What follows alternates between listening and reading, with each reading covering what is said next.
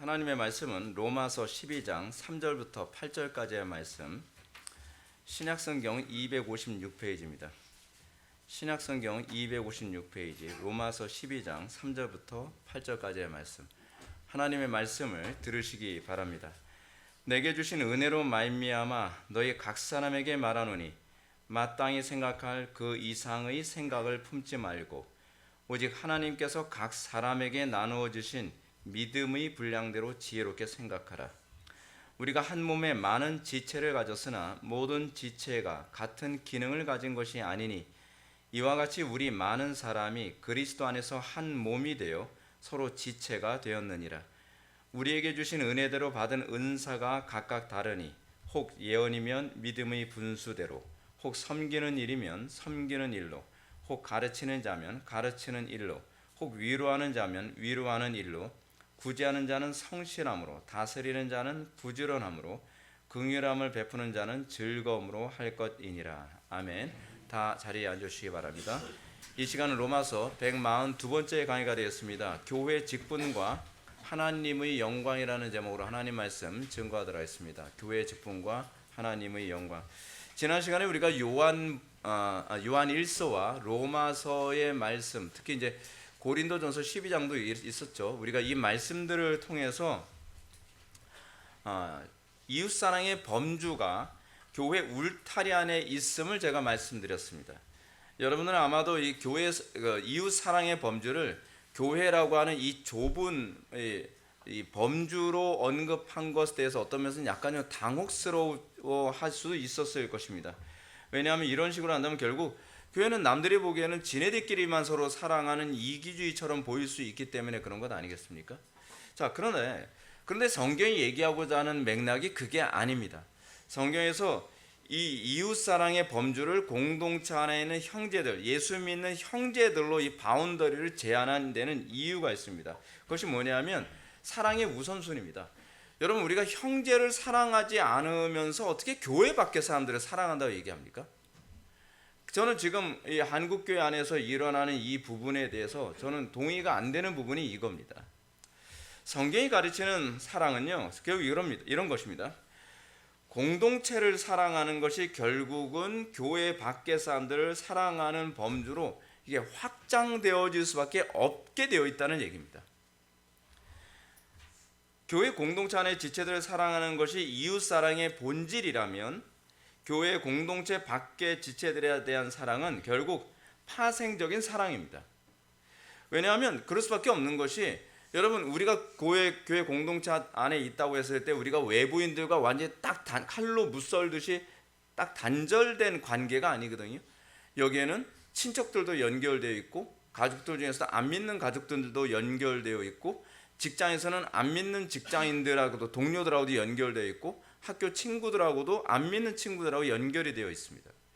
이 연결되어 있는 것 때문에 우리가 서로 사랑함이라고 하는 이 부분, 공동체 안에서 이 사랑이 그들에게 자연스럽게 전달되어지면서 그들에게 사랑이 파생될 수밖에 없는 겁니다. 그러니까 이런 거죠. 우리가 서로 사랑하지 않으면서 교회 밖의 사람들을 사랑해라. 이거는 좀 문제가 많은 것 아니겠습니까? 우리끼리 불이 붙어 있지 않는데 이웃에게 불을 붙일 수가 있나요? 이건 사실 논리적으로도 말이 되지가 않는 겁니다. 우리 그리스도인들은 교회 울타리 밖에 있는 불신자들과 또한 한 나라 안에서 공동체를 이루고 있습니다. 그래서 우리는 형제를 사랑하는 것이 궁극적으로 나라 사랑으로 연결될 수밖에 없습니다. 이렇게 이웃 사랑이 이 파생적으로 교회 밖에 있는 사람들에게도 확산될 수 없음을 보여주는 대표적인 바울의 가르침이 있습니다. 그것이 뭐냐면 로마서 13장입니다. 로마서 13장을 보게 되면 이 구조가 어떻게 되어 있냐면요, 이웃 사랑하면서 공동체 안에 지체들 사랑하는 것을 바울이 12장 전체를 얘기하고 있거든요. 그리고 난 다음에 사도 바울이 13장을 딱 들어가면서 이렇게 얘기합니다. 각 사람은 위에 있는 권세들에게 복종하라. 그래서 위에 있는 권세들에 대한 복종 또는 어떤 권위에 대한 복종에 관해서 쭉 얘기를 하면서 13장 8절부터는 다시 뭘 얘기하냐면 형제 사랑에 관해서도 얘기하고 있습니다. 그러니까 형제 사랑 사이에 위의 사람들, 소위 위에는 권세자들에게 대한 복종을 얘기하는 것은 결국 뭘 얘기한다는 거예요? 이게 형제 사랑의 한 부분이라는 얘기입니다. 형제 사랑. 근데 이 부분을 좀 더 선명하게 보여주는 것이 뭐냐면 사도 바울이 디모데전서 2장 1절과 2절에서 언급한 바입니다. 그러므로 내가 첫째로 권하노니 모든 사람을 위하여 간구와 기도와 도고와 감사를 하되 임금들과 높은 지위에는 모든 사람을 위하여 하라. 이는 우리가 모든 경건과 단정함으로 고유하고 평안한 생활을 하게 하려 함이라. 여기서 이제 사도 바울이 첫째로라고 하게 되면 우리는 우리식의 이제 독서법이 있다 보니까 둘째로를 기대하면서 첫째로를 있잖아요. 근데 사실은 그 당시에 첫째로라고 하는 말은 둘째가 있다는 얘기가 아니라 우선적으로, 우선순위로 이런 표현입니다. 우선순위로. 그래서 뭐라고 얘기하는 거예요? 우리가 우선적으로 얘기하는 것이 뭐냐면 주변 사람들을 위해서 간구하는데 그 간구 중에서 가장 우선순위로 우리가 좀 기도해야 될 것이 누군가? 임금들과 높은 지위에 있는 모든 사람들, 위정자들 위해서 기도하라. 근데 위정자들 위해서 기도하는 것이 우리는 의무라고 생각하잖아요. 근데 의무가 아니라 그게 사랑이라는 거예요. 어떤 사랑이요? 형제를 사랑하는 방식이라는 거죠. 형제를 정말 사랑한다면 우리는 뭘 해야 되냐면 위정자들을 위해서 기도해야 돼요. 대통령을 위해서 기도해야 돼요. 나라를 위해서 기도해야 돼요. 그 이유가 무엇이냐? 이는 우리가 모든 경건과 단정함으로 고유하고 평안한 생활을 하려 함이라. 형제들이 경건과 단정과 평안한 생활을 하기 위해서 우리는 나라를 위해서 기도해야 되고 위정자들을 위해서 기도해야 되는 거죠. 나라가 아수라장이 되게 되면 우리가 예배의 자유가 있나요? 나라가 공산화가 되게 되면은 여러분 우리가 하나님을 참되게 예배할 수가 있나요? 우리가 나라가 만약에 잘못되게 된다면, 이념적으로 잘못되게 되어진다면 우리가 강단에서 동성애가 죄라고 얘기할 수 있겠습니까? 죄를 죄라고 얘기할 수 있겠어요? 진리를 진리라고 얘기할 수 있겠습니까? 못하죠. 그러니까 궁극적으로 형제를 사랑하기 위해서 우리가 해야 되는 것이 뭐냐면 위정자들을 위해서 그리고 대통령을 위해서 기도하는 것이 그것이 사랑이다 라고 사도 바울이 그런 논리로 언급하고 있다는 것입니다. 이렇게 바울의 논리를 본다면 우리 형제 사랑이야말로 교회 밖의 사람들을 사랑하는 가장 합리적인 접근 방식입니다. 실제로 오늘날 이 시대 교회들이 교회 밖에 있는 불신자들을 제대로 사랑하지 못하는 이유가 여기 있습니다. 여러분 안 믿는 사람들이 그리스도인들에게 사랑이 없다는 얘기 되게 많이 하거든요. 근데 의외로 교회에서는 교회 밖의 사람들을 사랑하라는 얘기를 굉장히 많이 합니다. 근데 정작 교회 안에서의 사랑에 대해서는 별로 관심이 없습니다. 참 의외죠. 교회가 교회 밖의 사람들을 위해서 구제하자, 정치 참여도 하자, 다양한 사회활동도 하자라고 하지만 정작 공동체 안에 있는 형제들에 대해서는 관심이 없습니다. 공동체 안의 지체들과 사랑하는 데 관심이 없고 정작 공동체 안에서 구제받아야 될 사람들에 대해서 구제하는 데도 관심이 없습니다. 아니 교회 밖에 있는 사람들 밥 퍼주기 전에 공동체 안에 있는 지체들에게 먼저 밥을 퍼줘야 되는 것 아니겠습니까? 교회 밖의 사람들이 소외된 사람들을 바라보기 전에 공동체 안에 있는 지체들을 먼저 소외되지 않도록 서로가 섬겨야 되는 것 아니겠습니까? 근데 우리는 그렇게 하지 않는단 말이에요. 여러분 사도행전을 보게 되면 사도행전에서 고아와 과부를 섬기는 이 문제가 불신자들에게 대한 그 섬김이 아니었습니다. 교회 공동체 안에 있는 우리 한 가족이라고 하는 그 가족들을 대상으로 해서 고아와 과부를 섬기는 것을 사도행전은 얘기하고 있죠. 초대교회는 모든 사랑의 중심이 공동체 안에 들어온 형제들에게 우선순위가 주어져 있었습니다. 그리고 이 사랑이 가득해지면 어떻게 됩니까? 사랑이 넘치겠죠. 사랑이 넘치게 되면 자동적으로 이웃에게 사랑이 그냥 흘러 내려가는 거예요.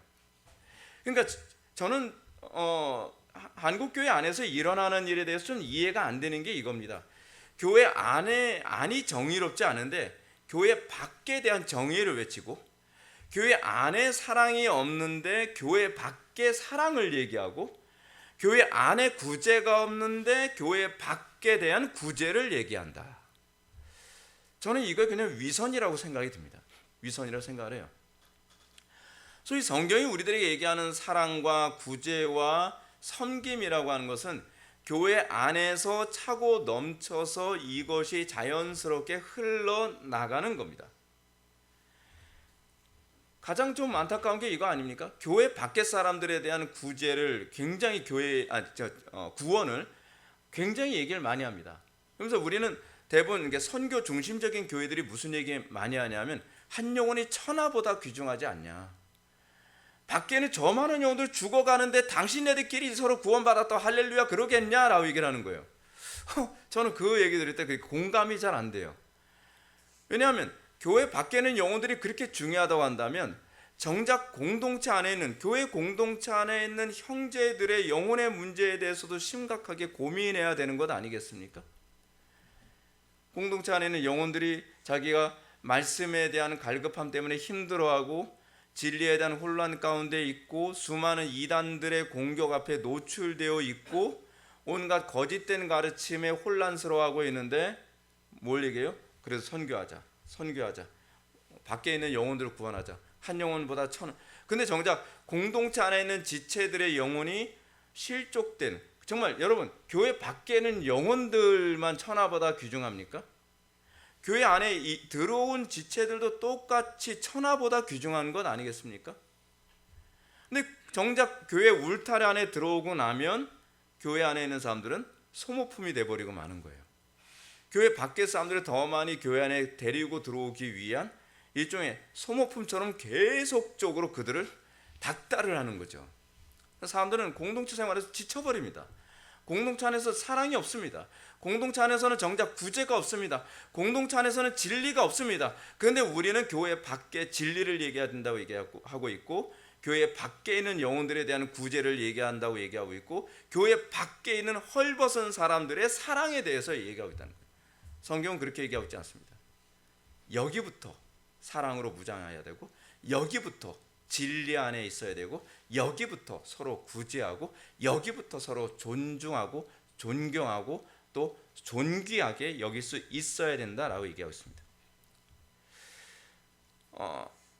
우리 주님은요, 우린 간혹가다 이제 돌아온 탕자 비유 이 얘기를 주로 많이 하면서 교회 밖에 있는 영혼들을 데리고 있는 얘기를 하는데, 오히려 탕자에 관한 얘기는요 이미 공동체 안에 있는 사람이 나간 문제에 대한 얘기입니다. 오히려요. 그런 차원에서 우리는 오히려 우리가 얼마나 이미 들어온 그 한 명, 그러니까 저는 개척을 할 때 그런 생각을 했거든요. 외부에 있는 사람들을 더 많이 끌어들이는 것보다는 정작 우리 교회에 들어온 몇 명 안 되는 사람들, 한 두세 명 정도밖에 안 되는 그 교인들, 그 한 명 한 명이라도 제대로 양육하자. 이 한 명 한 명을 굶주리지 않게 하고, 이 한 명 한 명이 영적으로 시험 들지 않도록 하고, 한 명 한 명이 더욱더 거룩하게 되도록 만들기 위해 에너지를 쏟자. 그리고 나면 전도는 자연스럽게 일어나는 것이라고 저는 그렇게 생각을 했습니다. 물론 더딥니다. 더뎌요. 근데 빠른 것만 무조건 옳은 건 아니거든요. 원래 순서와 절차를 따라서 가다 보면 더딜 수밖에 없는 것들이 많습니다. 근데 더디지만 어느 정점에 다다르게 되면 시너지를 받게 됩니다. 저는 지금 우리 교회가 지금 현재 일어나고 있는 현상이 그거라고 생각을 하거든요. 사람들이 외부에서 우리 교회에 대한 그 생각이 이렇습니다. 저기에는 강단에 설교는 저렇게 하지만 실제로 교인들은 다 자고 있을 거야. 왜냐하면 카메라는 항상 제 얼굴만 비추고 있으니까. 근데 외부에서 오신 분들이 우리 교회 처음 와서 느끼는 것이 뭐냐면, 저 교회는 강단에서 외치는 그대로 현실화되고 있다는 것에 굉장히 그 도전과 충격을 받습니다. 근데 그게 제가 꿈꾸던 교회예요. 겉과 속이 같아야 된다고 생각하는 겁니다. 그러니까 속은 그 텅 빈 강정 같은데 겉으로만 뭔가 화려하고 뭔가 맛깔스러워 보이는 거죠. 근데 정작 쪼개 보면은 안에는 사랑도 없고 진리도 없고 거룩도 없고 그런 거죠. 그러니까 제가 선교 중심적인 교회들을 보면서 좀 안타까웠던 것이 뭐냐면요, 교인들이 진리에 관심이 없습니다. 어느 정도로 관심은 정말 진리 정도로 진리에 관심이 없습니다. 이 사람들이요. 그냥 교회에 왔다는 것 자체만으로 나는 구원을 받았다고 생각을 하는 거예요. 그러면 저는 이런 생각을 하는 거죠. 뭘 선교하지? 자기도 믿지 않는 걸 선교하겠다는가? 아니, 자기도 흥분되지 않는 것을 사람들에게 전하겠다는 건가? 저는 그 부분에 관해서 동의가 되지 않습니다. 흥미롭게도 예수님께서 참 목자와 거짓 목자를 이 가늠하시는 시금석을 양을 얼마나 모았느냐로 얘기한 적이 한 번도 없다는 겁니다. 오히려 예수님께서 말씀하시는 참 목자와 거짓 목자에 관한 항상 핵심은 어디 있냐면 목자자이신 그리스도께서 맡겨주신 내 양, 그렇죠? 그리스도께서 맡겨주신, 사실 우리 교회 안에 있는 성도들은 제 양이 아니라 그리스도의 양이거든요. 그리스도께서 위탁하여 맡겨주신 양을 얼마나 굶기지 않고 얼마나 잘 보호하고 잘 보살폈느냐, 그거 가지고서 마지막에 심판을 하신다고 하는 것이 예수님의 가르침이거든요. 그러니까 예수님께서 마태복음 24장 45절부터 46절의 말씀을 보면 이렇게 말씀하고 계십니다. 충성되고 지혜로운 종이 되어 주인에게 그 집사람들을 맡아 때를 따라 양식을 나눠줄 자 누구냐? 주인이 올 때에 그 종이 이렇게 하는 것을 보면 그 종이 복이 있으리로다. 때를 따라 양식을 나눠주는 그런 목자를 기대하고 계신다는 거죠. 아니, 그렇지 않나요? 여러분, 지금 한국 교회 안에서 흔히 나타나는 것 중에 하나가 뭐냐면 정작 들어온 양들이 늑대나 일이나 온갖 야수들에게 공동체 안에서 물어 뜯기는 경우가 굉장히 많이 있거든요. 그리고 미혹당해서 넘어지는 경우도 굉장히 많이 있단 말이에요. 근데 정작 공동체 안에 들어온 양들에 대한 보호는 거의 없어요. 그리고 항상 그런 거죠. 여러분들이 이제 처음에 우리 교회 왔을 때 좀 어려워하는 부분 중에 하나 뭐냐면 설교가 어렵다라는 거 아니겠습니까?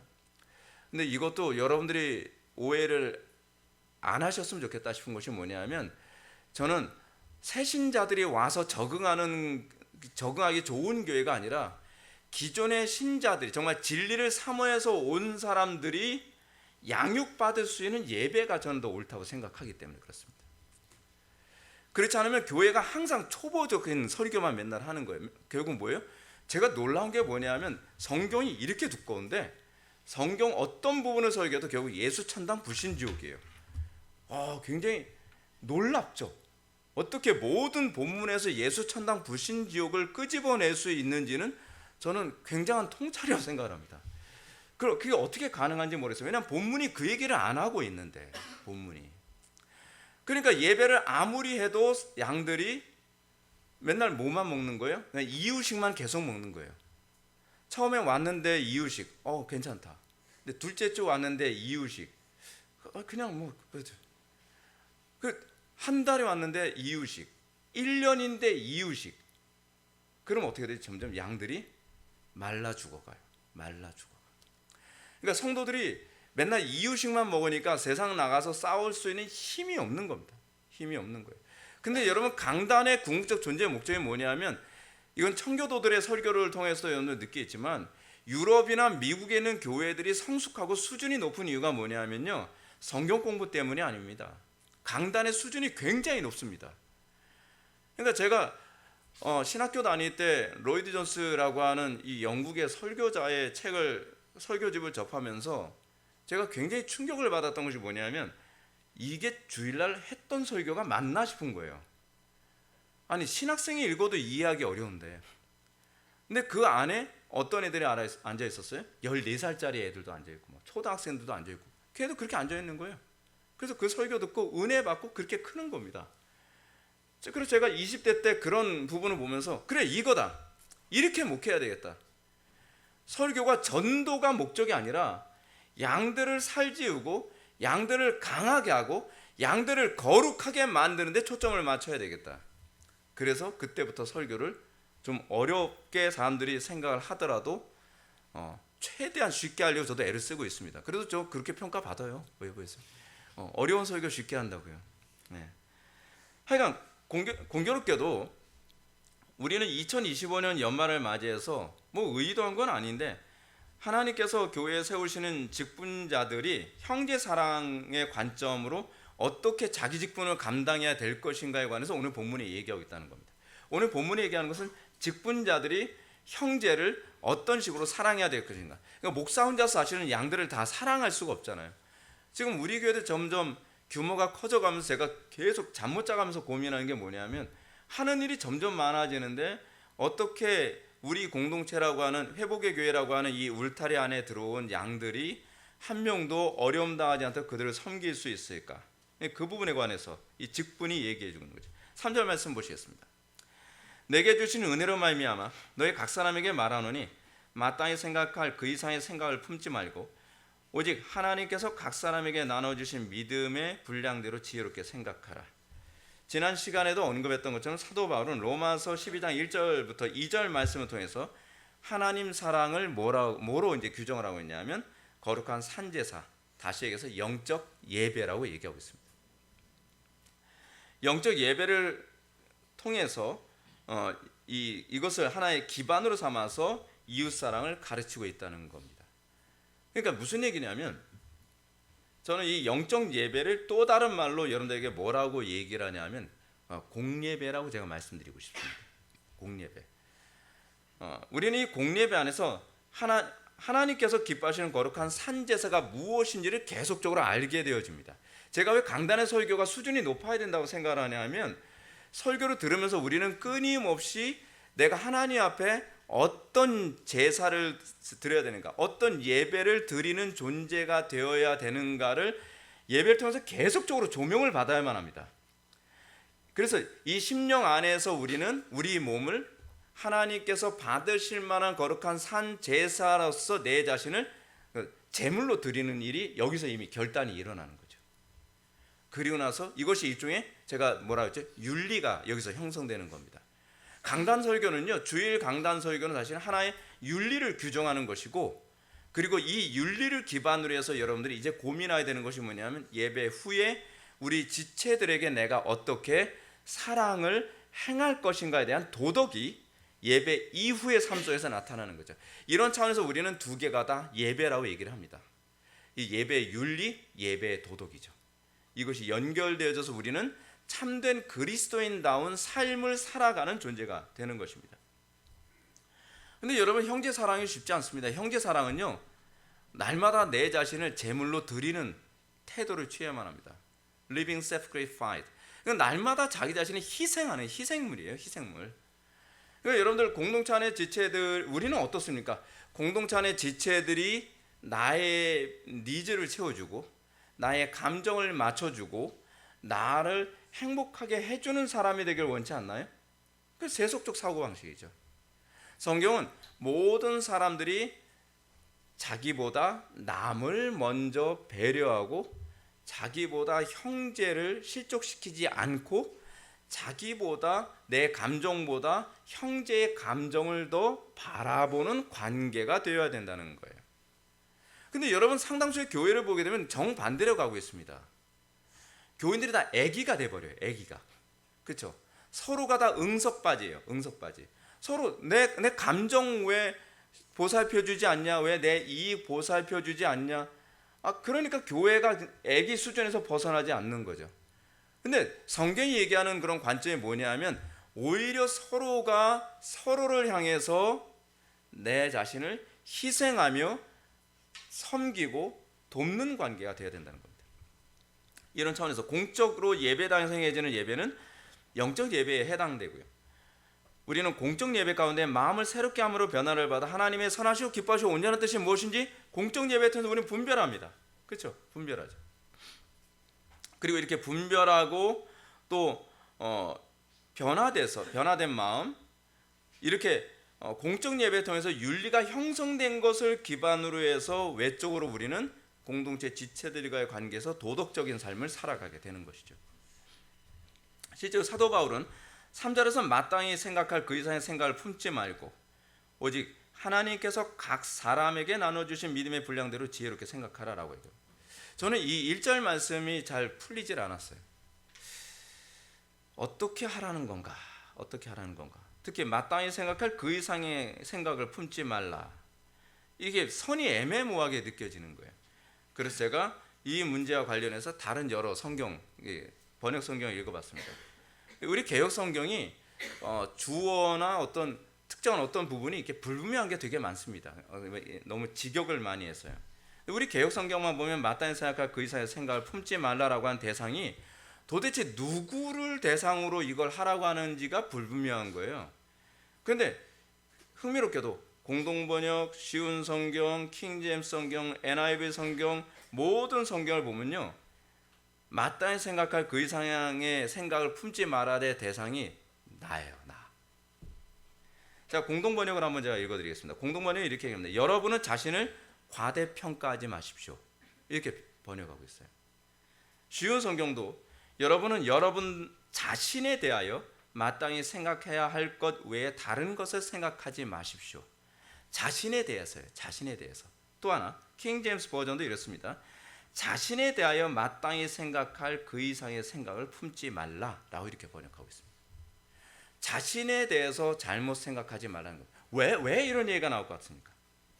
왜 성경에서는 자신에 대해 과대평가하지 말라라고 이렇게 얘기하고 있을까요? 쉽게 말해서 지금 성경이 계속 얘기하는 것이 뭐냐면 자신에 대해서 객관적으로 평가할 줄 알아야 된다는 겁니다. 이것이 이웃사랑, 다시 말해서 형제사랑을 실천하는 기초가 된다는 겁니다. 여러분들 하나님 만나고 나서 가장 첫 번째 나타나는 현상이 뭡니까?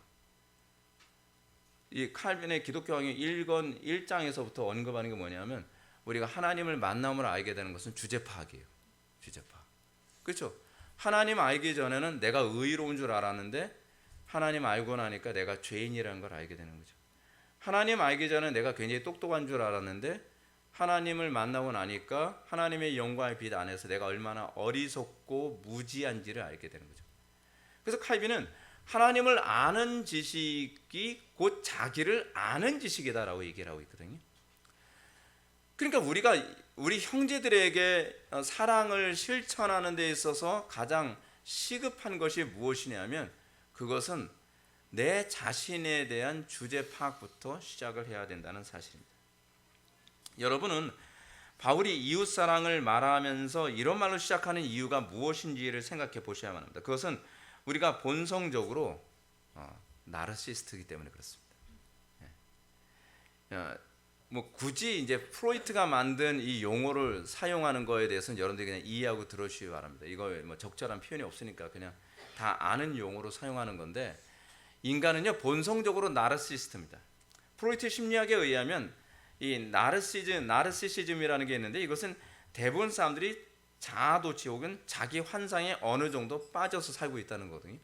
여러분 우리는 그거로 나름대로 그냥 행복해하지 않습니까? 그래도 난 잘났어.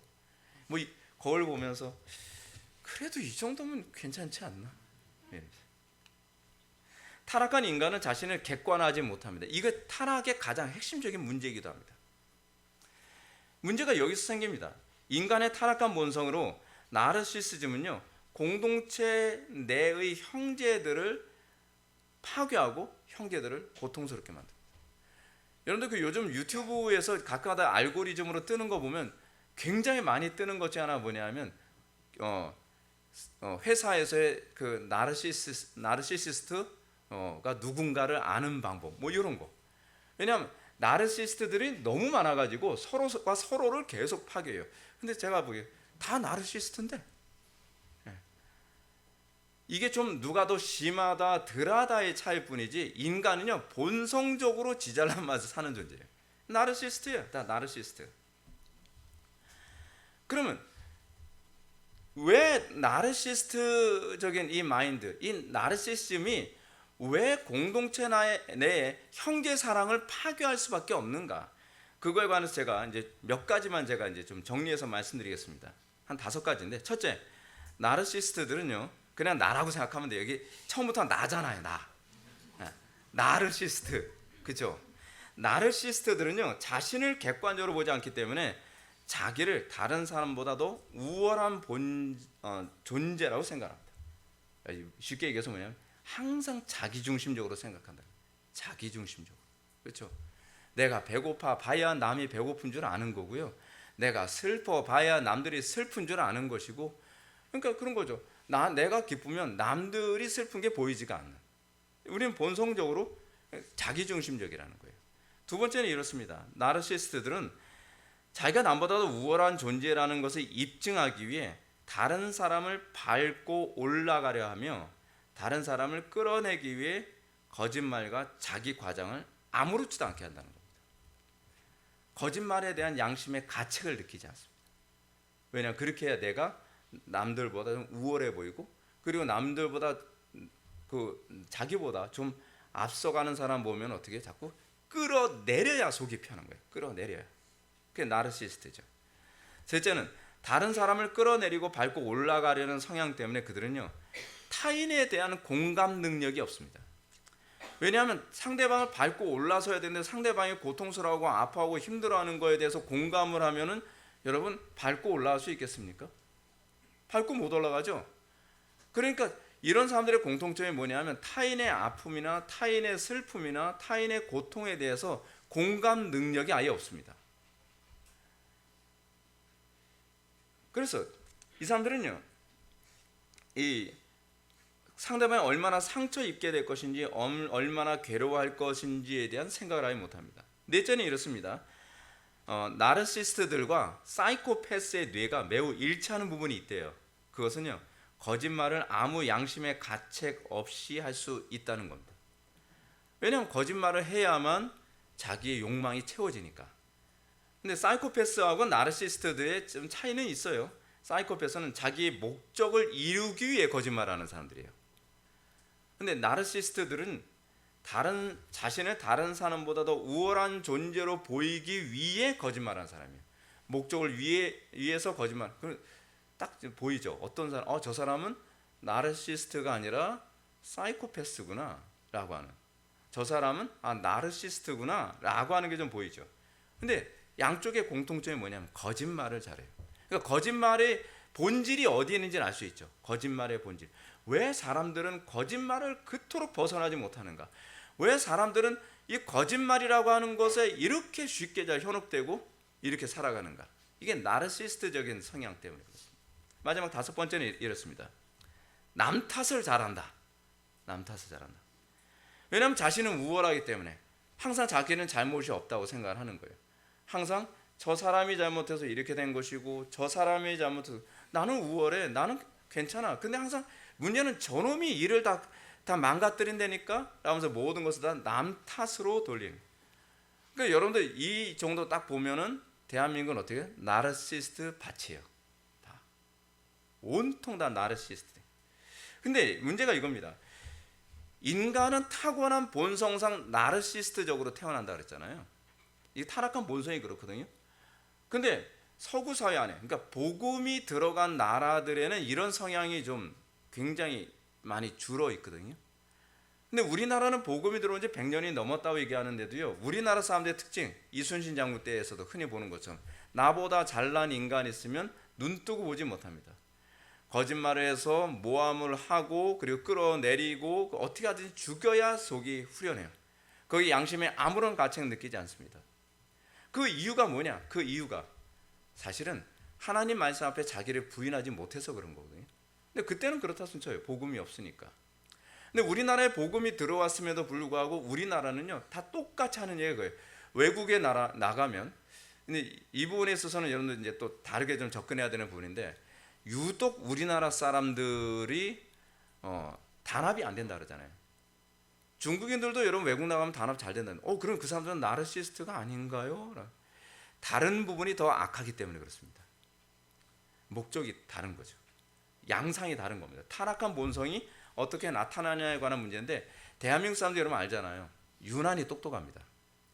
전 세계에서 다 잘났어요. 다 잘났어요라는 말에 이미 나르시즘이 그냥 들어가 있잖아요.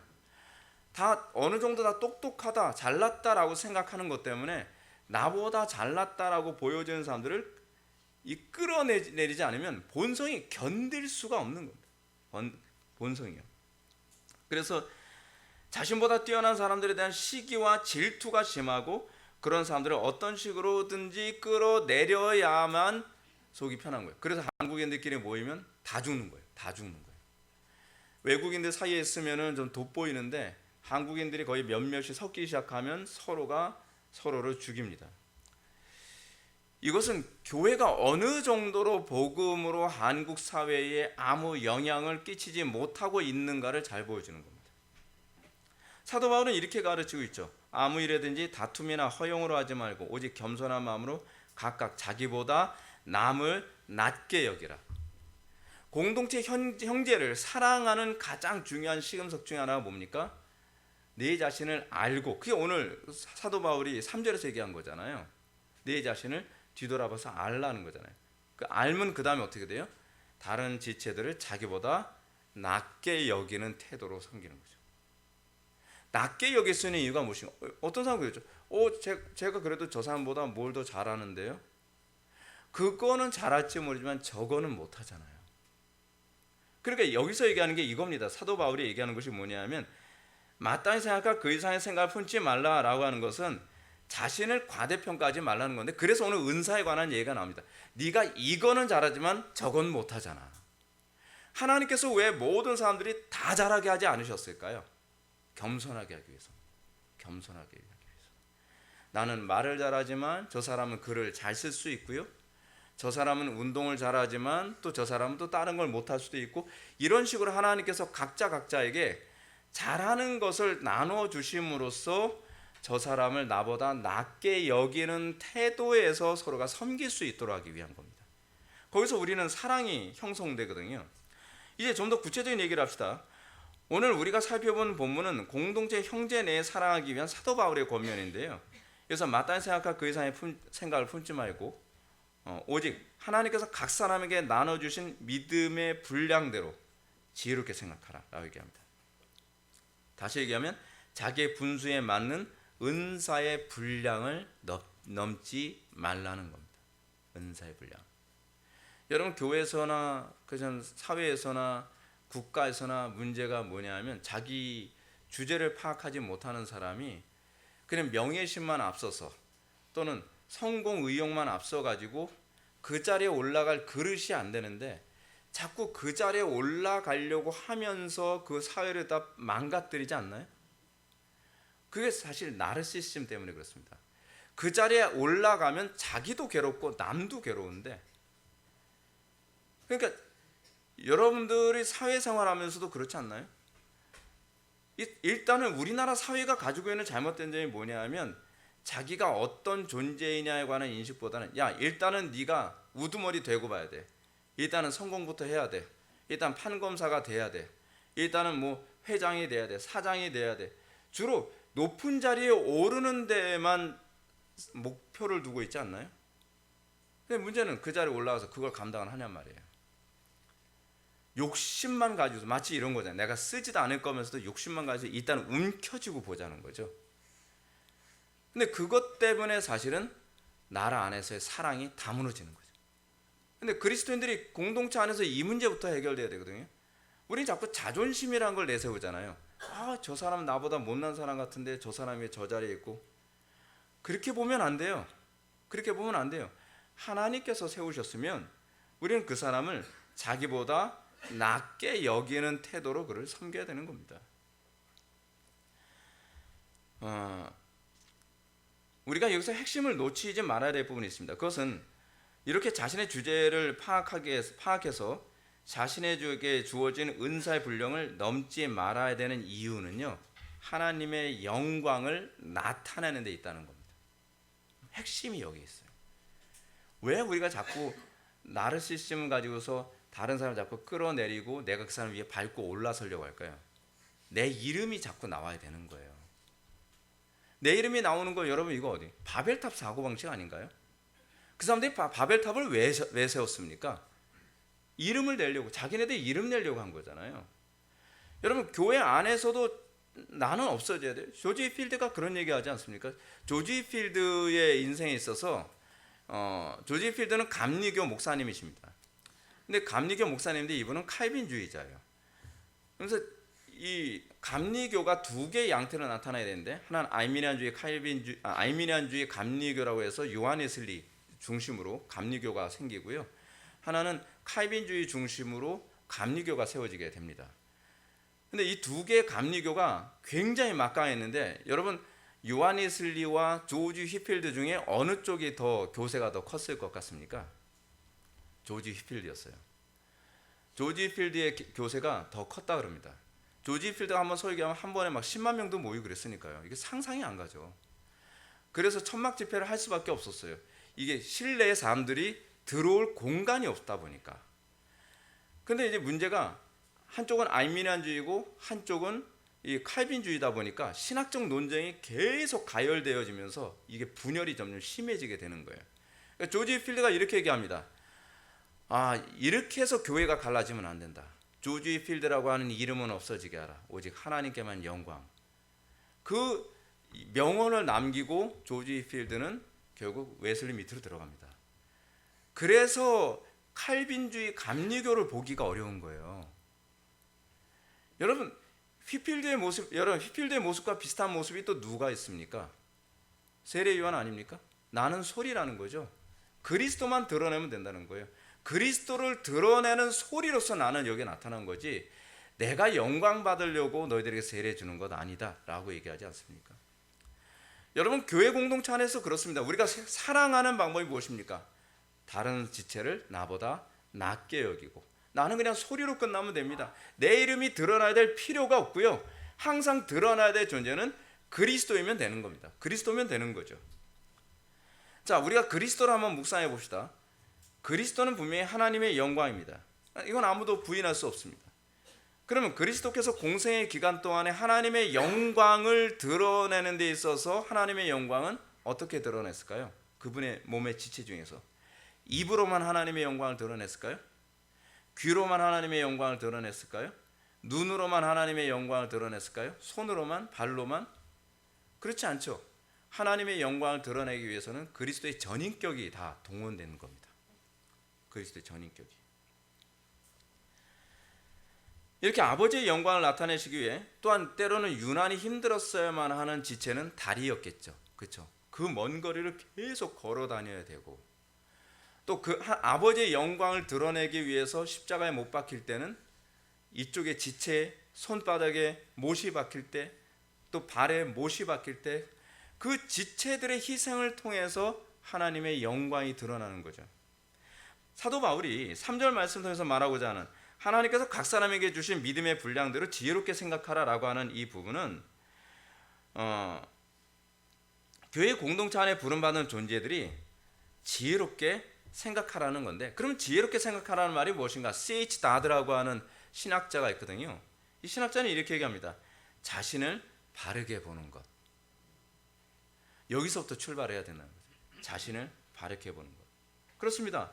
우리가 교회 공동체를 사랑하기 위해서는 우리 자신 너무 과대평가하지 않았으면 좋겠습니다.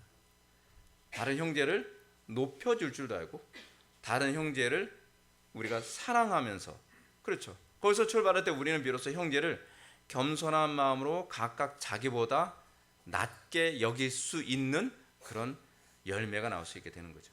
사도 바울은 형제 사랑을 실천하기 위해 이런 태도를 견제해야 되는 이유를 4절과 5절 말씀을 통해서 이렇게 가르치고 있습니다. 우리가 한 몸에 많은 지체를 가졌으나 모든 지체가 같은 기능을 가진 것이 아니니 이와 같이 우리 많은 사람이 그리스도 안에서 한 몸이 되어 서로 지체가 되었느니라. 바울이 말하고자 하는 핵심은 우리가 교회의 일원으로 부름받은 이유는 단순히 천국 가기 위해 부름받은 거 아니라는 겁니다. 이 천국 가기 위해 구원받았다라고 하는 이게 이 방해 전파가 심해가지고 다른 걸 생각을 못해요, 사람들이. 우리는 그리스도의 몸에 지체를 이루기 위해서 구원받은 겁니다. 우리가 여기에 우리의 생각을 좀 고정을 했으면 좋겠어요. 다른 지체들, 그리스도의 몸에 지체를 이루기 위해서 구원을 받은 거예요. 그럼 우리가 그리스도의 몸에 지체를 이루기 위해서 구원을 받으려면 어떻게 해요? 옛적 삶에서 찢겨 나와야죠. 그래서 죽음이 앞서는 겁니다. 성경 분명히 우리의 구원이 천국에 가는 것을 약속하고 있지만 천국에 가는 것을 목적이라고 가르치지는 않습니다. 요한 웨슬리, 조나단 에드워즈가 얘기하는 것처럼 구원의 궁극적 목적은 하나님의 영광이거든요. 그럼 도대체 하나님의 영광이 무엇인가? 우리 하나님의 영광 얘기하게 되면 자꾸 개인의 성화에 주로 초점을 맞추고 있거든요. 근데 개인의 성화에 초점을 맞추는 것보다 더 중요한 게 뭐냐, 공동체적 성화에 초점을 맞춰야만 합니다. 왜 공동체적 성화에 초점을 맞춰야 되냐면 때로는 개인의 성화에만 초점을 맞추면서 다른 사람들과 교제를 안 하려고 그래요. 수도원 신앙처럼 말이에요. 그냥 자기 세계에 빠져 있는 거예요. 뭔가 착하고 뭔가 경건하고 뭔가 기도도 많이 하고 뭔가 환상도 보는 것 같고 뭔가 신비적 체험을 많이 하는 것 같은데 공동체 지치더라고 서로 커뮤니케이션이 없어요. 나 혼자 신앙이 좋고 나 혼자 뭔가 거룩해요. 근데 우리의 거룩이라고 하는 것은 결국 뭐냐면 공동체 다른 지체들과 조화를 이루면서 각 개개인이 거룩한 거예요. 이 부분이 좀 이게 안 잡히면 자꾸 천주교적인 그런 거룩주의로 자꾸 가게 되어 있거든요. 그러니까 여러분 그렇잖아요. 다른 지체들과 조화를 이루려면 내가 그만큼 죽어줘야 되거든요. 마치 이게 서로가 아구가 맞는 것처럼 말이에요. 근데 이 아구를 맞춰서 하나의 조화를 이루는데 궁극적 목적이 뭐냐? 우리 교회 잘 되자는 게 아니에요. 하나님의 영광 나타나는 거예요. 하나님의 영광 나타나는 거예요. 이 부분에 대한 묵상이 적게 되면 어떤 문제가 발생하냐면 이제 요즘 같은 이제 막 12월 달 되게 되면 옛날에는 우리 어렸을 때는 김장독을 이렇게 땅에 묻었잖아요. 그럼 김장독 땅에 묻으면 김장김치 다 하고 난 다음에 권사님들과 대전이 벌어지기 시작을 합니다. 왜냐하면 김장독을 여기에 묻어야 되냐 저기에 묻어야 되냐 이 문제 때문에 그러다가 사람 묻습니다. 아니 김장독을 무슨 여기다 묻냐 저기에 묻냐 이거 가지고서 서로가 싸우고 다투고 그래서 막 삐져가지고 교회 옮기네 뭐하네. 목사님은 말이야 그 김권사만 이뻐해 가지고서 여기다 김장독을 내가 묻어야 된다 그렇게 얘기하는데 굳이 김권사 얘기하는 여기다 김장독 안 나와. 그러면 안 되죠. 그러니까 하나님의 영광이라고 하는 것에 초점이 맞춰져 있지 않고 교회가 자꾸 기능적 효율성에만 초점이 맞춰지니까 여기서 자꾸 다툼이 일어나는 거예요. 자꾸 다툼이. 제가 자꾸 반복해서 강조하지만 하나님께서 우리를 부르신 궁극적 목적은 천당이 아니라 하나님의 영광이라니까요. 하나님의 영광을 나타내는 데 있어서 우리는 한 개인의 초인적인 도덕성을 통해서만 영광을 받는 것이 아닙니다. 하나님은 당신의 영광을 공동체의 조화를 통해서 영광을 받기 원하시는 거죠. 이런 사실 사도 바울은 교회론에 해당하는 에베소서에서 이렇게 얘기하죠. 우리가 다 하나님의 영광을 하나님의 아들을 믿는 것과 아는 일이 하나가 되어 온전한 사람을 이루어 그리스도의 장성한 분량이 충만한 데까지 이르리니. 교회를 뭐라고 표현하고 있어요? 온전한 사람이 되는 거라고 했어요. 우린 사실 사람이 덜 됐거든요. 사람들이 많이 모여 있는데 이 모여 있는 사람을 사도 바울은 뭐라 하냐면 그 교회 하나를 온전한 한 명의 사람이라고 보는 거예요. 한 명의 사람. 그러니까 여러분들 우리가 아이를 기를 때 보면 아이가 사람답지 못하잖아요. 그렇죠? 여전히 좀 약간 아기 때는 좀 사람답지 못한 상태 우리가 사람으로 만들어 가는 거잖아요. 그래서 젓갈질도 애들 그냥 시키면 이렇게 젓갈질 하려고 하고 뭐 말도 함부로 하려고 하고 행동도 서투르고 그러면은 부모가 자녀를 양육하면서 어떻게 해요? 그러니까 나이 20살 딱 되게 되면은 20살 넘어서게 되면 어떻게 해요? 남자들은 멋있어지거든요. 여자들은 진짜 아가씨가 되면 너무 이뻐지잖아요. 근데 그 하루아침에 된 게 아니에요. 만약에 정글 속에 그냥 갖다 놓고서 그냥 혼자서 알아서 살아라 그러면 그런 거 있잖아요. 전에 보니까 정글에 혼자서 이렇게 살아남은 여자애 하나 있는데 머리 부시시 해가지고 말도 못하고 막 기어다니고 그러면서 막 쥐 있으면 막 잡아 뜯어먹고 사람이 아니잖아요. 사람 구실. 그 교회를 그렇게 방치시켜 놓으면 안 돼요. 교회는 하나님의 말씀 안에서 잘 양육이 돼서 사도 바울이 얘기하는 것처럼 우리가 다 하나님의 아들을 믿는 것과 아는 일이 하나가 돼서 온전한 사람을 이루게 만들 때 온전한 사람을 이루어 궁극적 목적 그리스도의 장성한 분량에 충만한 데까지 이르도록 하는 거죠. 하나님의 영광이 어떻게 해요? 이 그리스도의 충만함이 드러나는 곳이 교회가 되어야 된다는 거죠. 그리스도의 충만함이 드러나는 거예요. 그래서 제가 목회를 하면서 자꾸 그러는 겁니다. 일단 사람들이 받아들이는 것도 엄격하게 받아들이지만 한 명 한 명이 거룩에 초점을 맞추면서 살아가는 데 관심이 없으면 어떻게 징계라도 해서라도 이 공동체가 질서 있게 가도록 만들어야죠. 방금 우리가 읽은 4절과 5절의 말씀은 바울이 에베소서에서 언급했던 것과 같은 의미를 담고 있습니다. 사도 바울은 모든 지체가 같은 기능을 가진 것이 아니니 라고 얘기합니다. 교회 성도들이 각자 다른 기능으로 그리스도의 몸에 연합되어 지체가 되었음을 가르칩니다. 고린도전서 12장의 은사장에서 언급한 것처럼 모든 사람이 다 눈이 될 수 없고, 모든 사람이 다 귀가 될 수 없고, 모든 사람이 다 입이 될 수 없습니다. 우리는 자신에 대하여 믿음의 분량대로 지혜롭게 생각해야만 합니다. 지체에 관한 이 부분을 생각한다면 여러분들은 한번 이렇게 한번 생각해 보십시오. 그리스도께서 눈을 이렇게 뜨신 적이 있으실 것 같아요? 네. 막 이렇게 뜨셨을 것 같아요. 아유, 그러셨겠습니까? 그리스도의 영광의 아름다움은 이 모든 것이 조화를 이루어서 그런 거예요. 입술 모양 하나, 눈 뜨는 것 하나, 손동작 하나, 어떤 면에서 가장 관심을 기울이지 않을 수 있는 발가락 하나하나의 모습 안에서 그리스도의 영광이 전인격적으로 나타나는 거예요.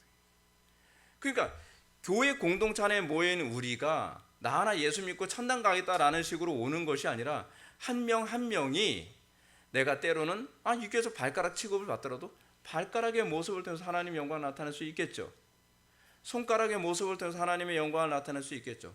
다른 지체들이 조화를 이루면서 하나님의 영광을 나타내는데 눈이 맨날 째려봐요. 그럼 거기서 하나님의 영광이 안 나타날 게 아니라 여러분 상상이 갑니까? 그리스도께서 우리를 째려보신다? 그리스도께서 입을 삐죽삐죽 한다?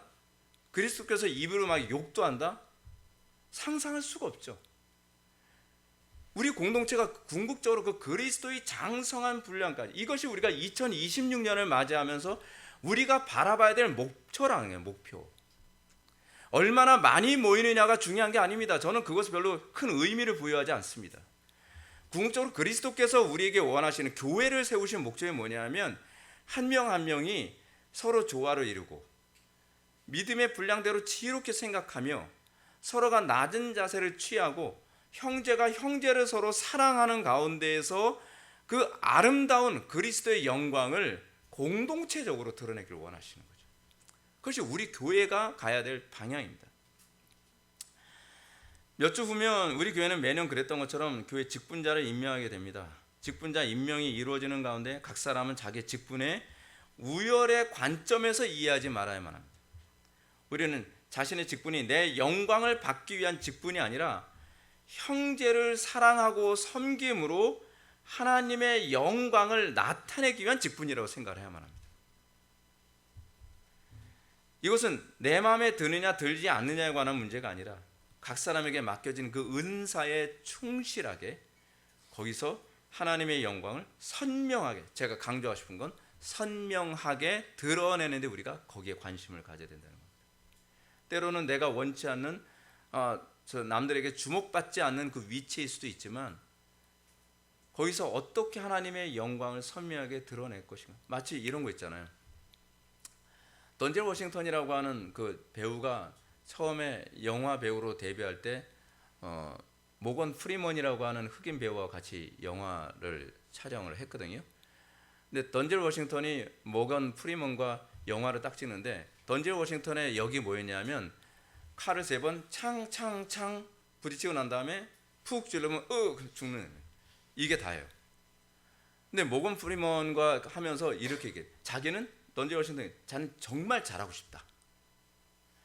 어떻게 하면 잘할 수 있겠습니까? 그 장면, 남들이 어떤 면에서 별로 주목하지도 않는 장면일 수도 있겠지만 그 장면 하나에서 선명하게 그 영광을 드러내겠다. 그거죠. 여기서 제가 우려하게 되는 부분이 있습니다. 그것은 자신에 대하여 마땅히 생각할 그 이상의 생각을 품지 말라라고 하는 명령을 자칫 나르시시즘이 아닌 반대로 생각하는 사람도 있을 수 있다는 거예요. 자기 비하. 그렇죠? 저는 할 줄 아는 게 아무것도 없는데요. 그렇게 생각하는 거예요. 그것조차도 여기에 동일하게 적용되어지는 부분입니다. 성경은 이 부분에 대해서도 균형을 잡도록 권고합니다. 성경은 우리가 지나치게 높은 마음을 품지 말아야 될 것도 경고하지만 반대로 지나치게 자신을 비하하는 것에서도 경고합니다. 우리는 단지 자신에게 주어진 일이 크든지 적든지 충성을 다하는 것뿐입니다. 자기 자신을 비하하는 사람들은 내가 하나님의 영광으로 창조되어진 존귀한 존재라는 생각을 가지고 너무 비하하지 않는 것도 옳습니다. 비하는요, 사실은 교만의 또 다른 표현입니다. 이건 제가 설명하지 않겠습니다. 시간이 없으니까. 내가 얼마나 잘하느냐보다는 얼마나 형제를 사랑하느냐에 초점을 맞추십시오. 우리는 다른 사람들에게 자꾸 박수를 받으려고 잘하려고 애를 쓰는 데 주로 초점을 맞추거든요. 근데 성경이 우리들에게 가르치는 바는 얼마나 잘하느냐가 아니라 얼마나 사랑하느냐에 관한 문제입니다. 우리가 하나님을 사랑하면서 한 일이 때로는 좀 어설플 수 있습니다. 근데 하나님께서 그것에 관해서 책망하지 않는 이유가 뭐예요? 사랑했기 때문에. 사랑하기 때문에. 제가 자녀들을 양육하면서 그렇습니다. 자녀들이 때로는 뭐 생일 때 되면 뭐 진짜 별 볼 일 없는 거 무슨 뭐 종이 그때 별 볼 일 없다고 생각하진 않았어요. 색종이 이렇게 접어가지고 생일 선물이라고 딱 줘요. 근데 그거에 대해서 별 볼 일 없는 거라고 생각하지 않는 이유가 뭐냐 하면 사랑해서 주는 거니까. 그렇지 않습니까? 공동체 안에서 정말 필요한 건 얼마나 잘하느냐, 얼마나 프로페셔널하냐가 아니라 사랑하느냐에 관한 문제입니다. 하나님께서는 그걸 보신다는 거죠. 때로는 부부관계에서도 그렇지 않나요? 장미꽃 하나를 주는 것이 때로는 장미꽃 100다발을 주는 것보다도 효과적일 수 있습니다. 왜요? 사랑이 있느냐 없느냐. 아내가 장미가 몇 개 아니면 안 좋아하니까 마지못해서 주고 싶지 않은데 그냥 트럭으로 대절해가지고 갖다 준. 그런다고 해서 그걸 사랑이 아니라 하나의 장미꽃을 주더라도 거기에 자기의 사랑이 담기면 되는 것 아니겠습니까? 그거예요. 하나님께서 이 공동체 안에서 원하는 것은 사랑이지 얼마나 탁월한 어떤 일을 하느냐에 관한 문제가 아니거든요. 이것이 우리가 내년에 직분을 맡은 자들이 자기 위치에서 어떻게 직분을 감당할 것인가를 고민해야 될 부분입니다. 그러므로 사도 바울은 6절부터 8절 말씀을 통해서 이렇게 권면합니다. 우리에게 주시는 은혜대로 받은 은사가 각각 다르니 혹 예언이면 믿음의 분수대로, 혹 섬기는 일이면 섬기는 일로, 혹 가르치는 자면 가르치는 일로, 혹 위로하는 자면 위로하는 일로, 구제하는 자는 성실함으로, 다스리는 자는 부지런함으로, 긍휼을 베푸는 자는 즐거움으로 할 것이니라. 이 본문을 자세하게 설명하지 않겠습니다. 이건 뭐 다음 주에 하거나 다다음 주에 하면 되니까. 근데 여기서 우리가 관심을 가져야 되는 게 무엇이냐면, 첫째는 우리는 모든 것을 다 잘할 수 없다는 겁니다. 그건 하나님께서 모든 것을 다 잘하지 않도록 우리를 창조하셨습니다. 왜요? 부족할 때에 서로가 서로의 필요성을 알고 부족할 때에 우리는 조화라는 것을 배우기 때문에 그렇습니다. 그래서 하나님께서는 우리에게 주신 은혜대로 받은 은사가 각각 다르다고 얘기하고 있습니다. 각각 다르다. 혹 예언이면 믿음의 분수대로 하면 됩니다. 예언은 여기서 설교를 얘기하는 거거든요. 근데 여러분, 설교를 하는 것도 믿음의 분수대로 하면 됩니다. 모두가 조나단 에드워드처럼 잘할 수는 없습니다. 모두가 스펄전처럼 잘할 수 없고요. 모두가 낙스처럼 잘할 수 없습니다. 모두가 로이드 존스처럼 잘할 수 없습니다. 각 사람은 믿음의 분량대로 설교하면 되겠죠. 설교자들은. 중요한 것은 믿음의 분수가 무슨 의미인가에 관한 문제입니다. 믿음의 분수. 그거는 그리스도와 연결된 몸의 일부처럼이라고 하는 뜻입니다. 그러니까 자꾸 이거로 위로받아서 그래 내가 조나단 에드워즈 같을 순 없지 뭐. 내가 좀 못할 수도 있지. 그게 아니라 못해도 된다는 얘기가 아니라 믿음의 분수. 나를 통해서 그리스도께서 역사하시게 하는 것. 그리스도께서 나를 통해 충만하게 역사하시도록 하는 것. 내 힘과 내 능력이 아니라 그리스도께서 주시는 힘과 능력대로 헌신하라는 얘기입니다. 그것이 믿음의 분수대로예요. 믿음의 분수대로. 이와 같은 원리는 섬기는 일이나 가르치는 일이나 위로하는 일에 하나님 앞에서 부끄러움 없는 또는 하나님의 영광을 선명하게 드러낼 수 있는 그 수준으로 하라는 겁니다. 구제는 성실함으로 하고요. 다스림은 부지런함으로 하며 긍휼을 베푸는 것은 즐거움으로 해야만 합니다. 이렇게 함으로 교회의 여러 부분에 직분을 맡은 우리는 특정한 어떤 사람이 영광받는 것이 아니라 모든 지체들의 사소해 보이는 하나하나의 모습에서 그리스도의 아름다움이 조화롭게 드러나게 하는 것. 그것이 하나님께서 교회를 세우신 목적입니다. 그래서 저는 개인적으로 그래요. 상당수의 교회들이 보게 되면 봉사하는 사람들이 한 10% 안쪽입니다. 나머지는 그냥 교회에 와서 예배만 드리고 그냥 서비스나 받고 돌아가는 것이 종교 생활의 전부라고 생각합니다. 이 90% 싹 다 포맷시켜 버려야 돼요. 그런 식으로 신앙생활하는 게 아닙니다. 모든 지체들이 하나의 조화를 이루어서 그리스도의 장성한 분량을 이루는 데에 모든 사람이 하나의 목적을 가지고 집중을 해야지.